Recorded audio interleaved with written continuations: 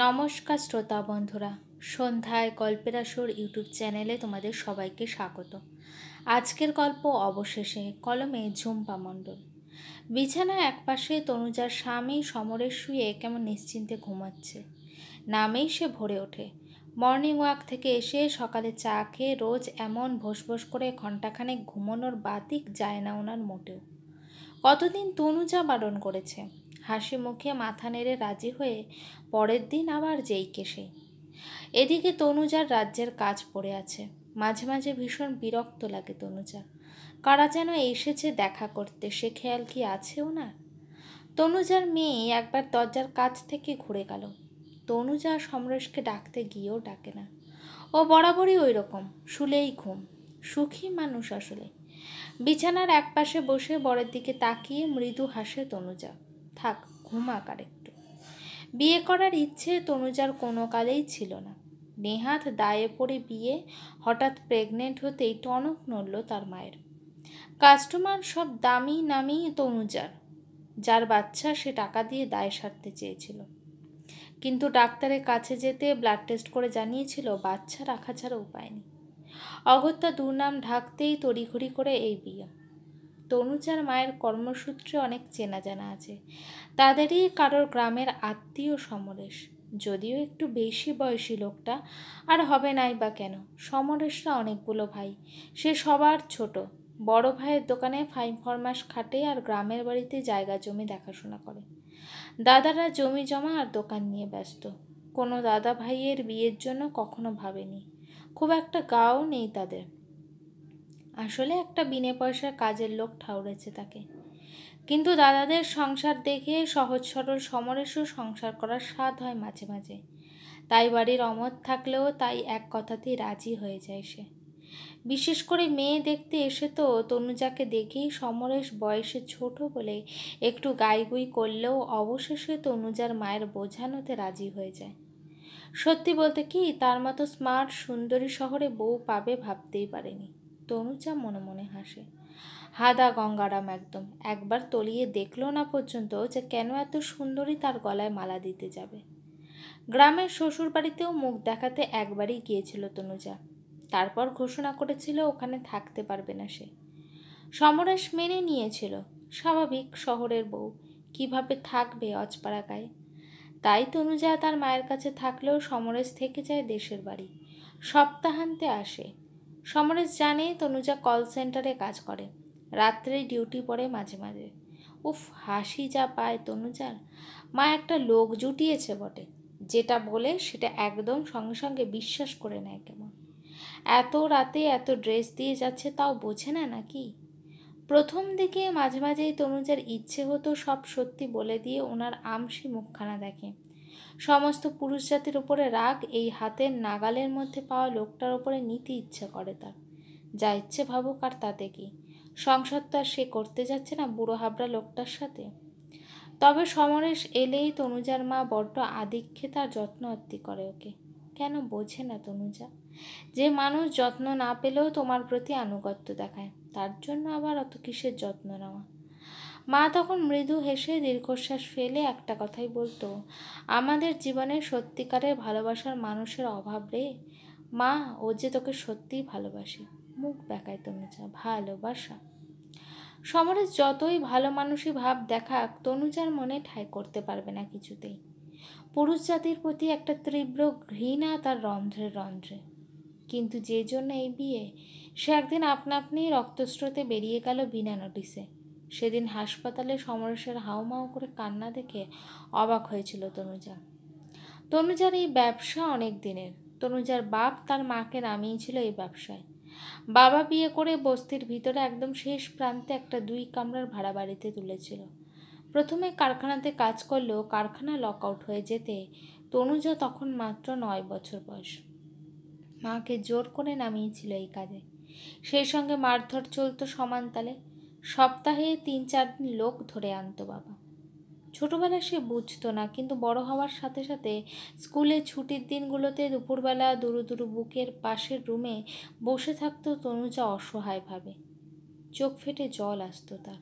আর বাপটা দরজার বাইরে বসে পা নাচিয়ে অপেক্ষা করত। লোকগুলো টাকা পয়সা বাবার হাতেই দিত। বাপটা সেই পয়সায় গাঁজা মদ খেয়ে পড়ে থাকতো দিনরাত। তনুজা আর তার মায়ের খাওয়ার জুটত না প্রায় দিনই। মা প্রথম প্রথম খুব কাঁদত, পরে কেমন চুপ মেরে গিয়েছিল যেন। নিজের পছন্দের বিয়ে, বাড়ি ফেরার পথ ছিল না তার মায়ের, কোথাও যাওয়ার পথও ছিল না। এখান থেকে বের হবার পথ নেই, আর যাবেই বা কোথায়? বাইরে যে আরও শেয়ালের দল ওত পেতে আছে। এর বছরখানিক পরেই এলো সেই দিন। তনুজার মায়ের শরীর খারাপ, প্রচণ্ড জ্বরের ঘোরে বেহুশ। ওর বাপ সুযোগ বুঝে মায়ের ঘরে ছিটকিনি দিয়ে লোকটাকে আর তার পাশের ঘরে ঢুকিয়ে দিল। সে তখন সদ্য কিশোরী, উত্তীর্ণ, মাসখানেক আগে। মেয়ের কান্নার আওয়াজ পেয়ে মায়ের জ্বরের ঘোর কাটতেই ছিটকিনি দেওয়া দরজায় অসহায়ের মতো ধাক্কা দেওয়া ছাড়া কিছুই করতে পারেনি। অনেকগুলো টাকা পেয়েছিল বাপ সেদিন। তনুজা ঘরের দরজা খোলা পেয়ে কোনো রকমে খোঁড়াতে খোঁড়াতে পাশের ঘরে গিয়ে মায়ের আটকানো দরজা খুলে দিয়ে দুজন দুজনকে জড়িয়ে ধরে খুব কেঁদেছিল সেদিন। মা গুম মেরেছিল সারাদিন। রাতে বাবা মদ খেয়ে ফিরতে মা জ্বরে কাঁপতে কাঁপতে বাবাকে এলোপাথারি মেরে ঘর থেকে বের করে দিয়েছিল। মাতাল বাবা ভাবতেও পারেনি মার খাবে বুঝি এইভাবে। টাল সামলাতে না পেরে মুখ থুবড়ে পড়ে গিয়েছিল সামনের বড় ড্রেনে। ড্রেনের সিমেন্টের কোণটা বোধহয় মাথায় লেগেছিল সজোরে। শুধু একটা অস্ফুট আওয়াজ বেরিয়েছিল বাবার মুখ থেকে। মা অবশ্য ফিরেও দেখেনি। সকালে রাস্তার অনেকে চোখে পড়তে হাসপাতালে নিয়ে যায়। এমনিতেই লিভারের অবস্থা ভালো ছিল না, ধুঁকছিল তখনও। নাকে মুখে ড্রেনের কাদা জল ঢুকে গিয়েছিল। তনুজার মা শরীর খারাপের অজুহাতে সঙ্গে যায়নি। সত্যি মায়ের জ্বর ছিল, দুদিন পরে খবর এলো বাপটা মরেছে। ওদের সামর্থ্য আর ইচ্ছের অভাব ছিল, তাই হাসপাতালের ডমিশ হয়। বেওয়ারিশ লাশদের মাঝেই ঠাঁই হয় বাপটা।